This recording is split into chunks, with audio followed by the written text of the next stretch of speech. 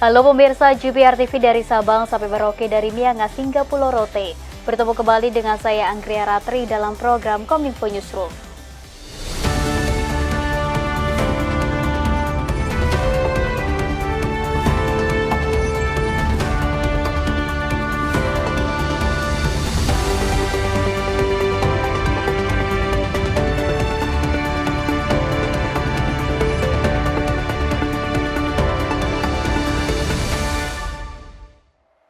Kita ke informasi yang pertama pemirsa, Kementerian Komunikasi dan Informatika bersama Bako Humas menggelar forum tematik dengan tema memahami AI dalam konteks pemerintah. Melalui kegiatan ini, Kementerian Kominfo bersama Bako Humas bersinergi untuk meningkatkan efektivitas komunikasi hingga responsivitas kebutuhan masyarakat dalam penggunaan AI di ruang lingkup kehumasan pemerintah. Kementerian Komunikasi dan Informatika bersinergi dengan Badan Koordinasi Kehumasan gelar forum tematik memahami AI dalam konteks pemerintah di Hotel Shangri-La, Jakarta, Selasa 9 Juli 2024.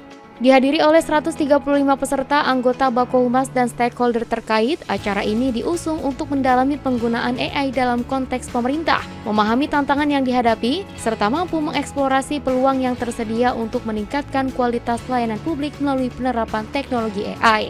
Direktur Tata Kelola dan Kemitraan Komunikasi Publik Kementerian Komunikasi dan Informatika sekaligus Ketua Pelaksana Bako Humas Kementerian Kominfo Hasyim Gautama mengatakan, kegiatan ini merupakan upaya yang dilakukan Humas pemerintah dalam mendiseminasi informasi kepada publik terkait dengan rambu-rambu penggunaan AI yang tertuang pada Surat Edaran Menteri Komunikasi dan Informatika Nomor 9 Tahun 2023 tentang etika kecerdasan artifisial. Hari ini mengadakan forum tematik Bako Humas dari Kementerian Kominfo untuk menyebarluaskan pemanfaatan AI ini, sehingga nanti pemerintah humas di semua kementerian, lembaga, pemerintah daerah mampu memanfaatkan teknologi ini supaya tidak ketinggalan ya dengan sektor-sektor lainnya. Kegiatan ini juga turut diapresiasi oleh Citra selaku peserta forum tematik Bako Humas sekaligus pegawai kehumasan Kementerian Pertahanan. Ia mengatakan bahwa pihaknya akan mengimplementasikan pemanfaatan kecerdasan buatan atau artificial intelligence dalam pelayanan publik. Untuk implementasi kehumasannya, kami mungkin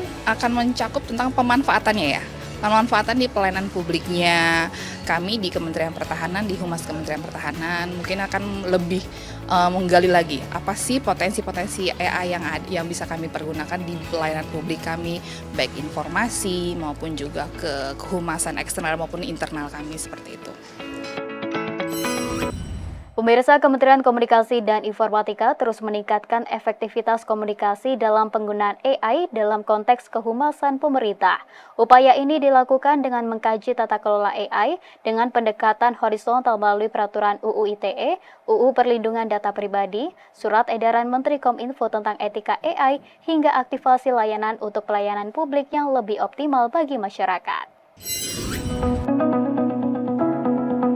Kemajuan teknologi telah membawa perubahan signifikan dalam berbagai aspek kehidupan manusia. Salah satu inovasi yang paling revolusioner adalah perkembangan kecerdasan buatan atau artificial intelligence. Penggunaan AI semakin diperlukan dalam konteks kehumasan pemerintah untuk meningkatkan efektivitas komunikasi, responsivitas terhadap kebutuhan masyarakat, serta transparansi dalam penyampaian informasi publik. Ketua Tim Tata Kelola Ekonomi Digital GIM dan AI Kemenkominfo Haryo Bismo Kuntarto dalam forum tematik Bako Humas memahami AI dalam konteks pemerintah mengatakan, saat ini Kementerian Kominfo tengah mengkaji tata kelola AI dengan pendekatan horizontal melalui peraturan Undang-Undang ITE, Undang-Undang Perlindungan Data Pribadi, serta Surat Edaran Menteri Kominfo tentang etika AI. Yang selanjutnya akan dibahas lebih lanjut terkait dengan aktivasi layanan melalui monitoring dan evaluasi hingga kajian regulasi yang berkolaborasi bersama stakeholder terkait. Berupaya untuk membangun ekosistem digital yang adil, aman, akuntabel, dan inovatif. Kami mendorong inovasi, namun kami juga harus memperhatikan dan memitigasi risiko yang mungkin muncul dari hadirnya teknologi, meminimalisir gap terhadap kapasitas upscaling dari masyarakat juga menjadi bagian penting untuk bisa menjawab hadirnya teknologi baru ini. Pada kesempatan yang sama, Direktur Eksekutif Lembaga Studi dan Advokasi Masyarakat Elsam Wahyudi Zafar mengatakan bahwa pengembangan AI bagi kehumasan pemerintah menjadi hal krusial untuk mengatur kecerdasan artifisial yang bertanggung jawab dan dapat dimanfaatkan oleh masyarakat.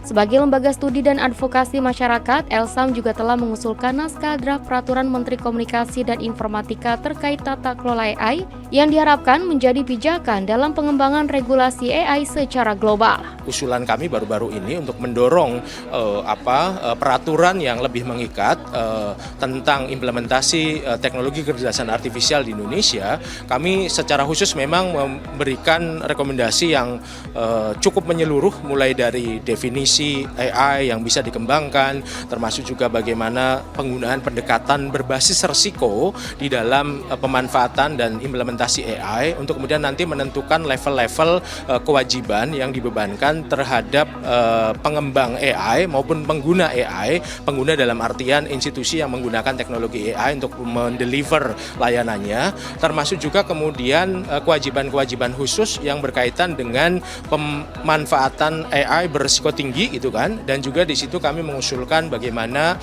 peran dari pemerintah termasuk juga partisipasi dari masyarakat dalam implementasi teknologi AI dan juga bagaimana mekanisme penegakan hukumnya.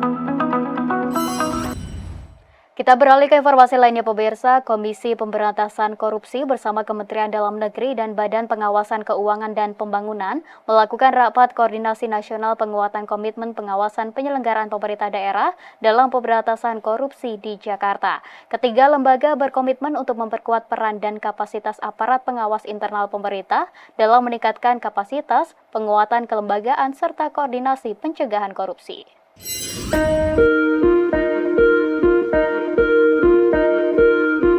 Demi menekan tingkat korupsi di pusat daerah, sebanyak 3 lembaga negara yakni Komisi Pemberantasan Korupsi, Kementerian Dalam Negeri, dan Badan Pengawasan Keuangan dan Pembangunan sepakat untuk memperkuat organ pengawasan. Ketiga lembaga tersebut berkomitmen memperkuat aparat pengawas internal pemerintah yang diwujudkan melalui rapat koordinasi dan penandatanganan nota kerjasama 3 lembaga di Jakarta. Nawawi Pomolango selaku Ketua Komisi Pemberantasan Korupsi mengatakan KPK senantiasa bersinergi untuk menekan potensi penyalahgunaan anggaran dan wewenang tindak pidana korupsi.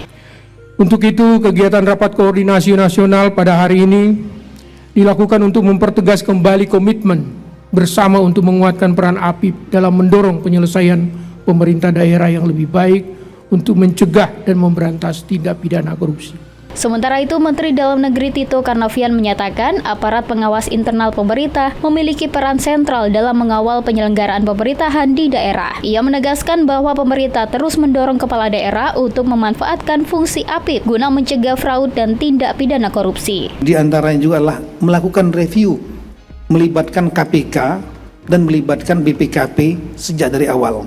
Dan itu akan membuat yang ingin memiliki niat-niat yang kurang bagus atau tekanan-tekanan politik dan lain-lain, dengan masuknya KPK, BPKP itu akan langsung turun tensinya. Pemirsa, Presiden Joko Widodo meminta para pengusaha untuk menerima dan tidak mempermasalahkan aturan cuti melahirkan 6 bulan pasca sahnya Undang-Undang Nomor 4 Tahun 2024 tentang kesejahteraan ibu dan anak pada fase 1000 hari pertama kehidupan. Presiden menyebut aturan dibuat bertujuan agar ibu dapat melahirkan bayi yang sehat.